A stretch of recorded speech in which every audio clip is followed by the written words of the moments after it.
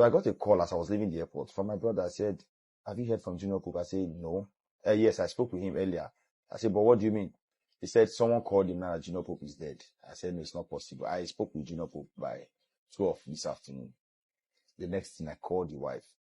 She picked and she was tense. She was panicking. I said, okay, what did you hear? He said, Famous, I just hope it's a joke. They just called me now. They told me that something happened to my husband. I know it's a joke. I said, okay, where are you now? She said she's somewhere around Okbana Road. I said, where exactly? Look around you. Tell me anywhere you are. Just look anywhere. He said she's close to a particular place. And I said, okay, you know what? Wait for me at the front of McDonald's. So I even got there before her. Because I was speeding. Got to McDonald's with the guest I picked from the airport. And so I directed her how to park her car. She was driving recklessly. This woman was confused. She didn't know. Of course, you know now, somebody whose husband is all over the news that he's dead, how she would. So I told her to join me in my car. So we drove. We went straight to the scene. And so when we got to the place, and I got some persons to hold her, while I go close to the water to, find out. Because there was a very large crowd. When I say large crowd, a lot of people in that place. So I started, trying to create space, pushing people so I could get to the front and see what was going on. And on getting there, I saw one of the guys on the floor. They said that one was dead, and JP was just lying beside him with their face covered with their singlets.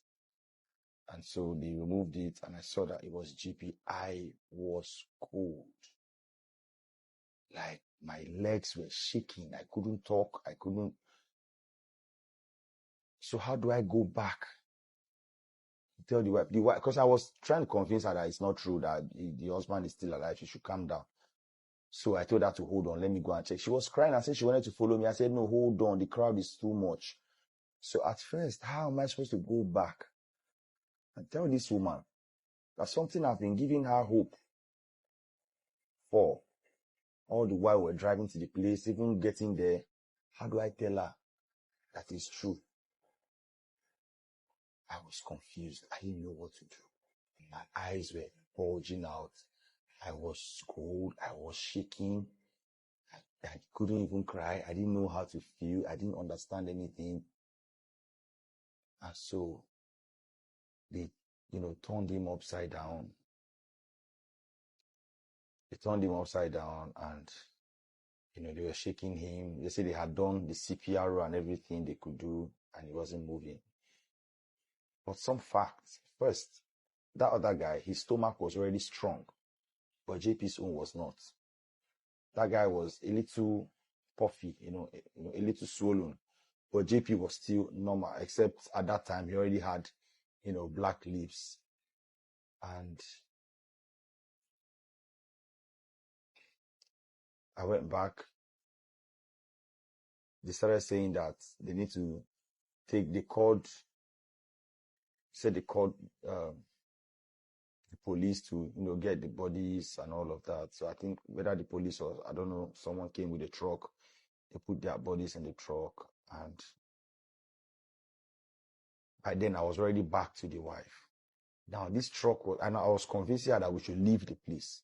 Some persons told me to take her away, but she refused.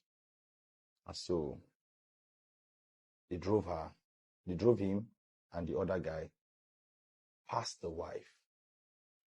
And she screamed out loud. I could have showed you some of the videos, but I did not make any video that day. I couldn't make video.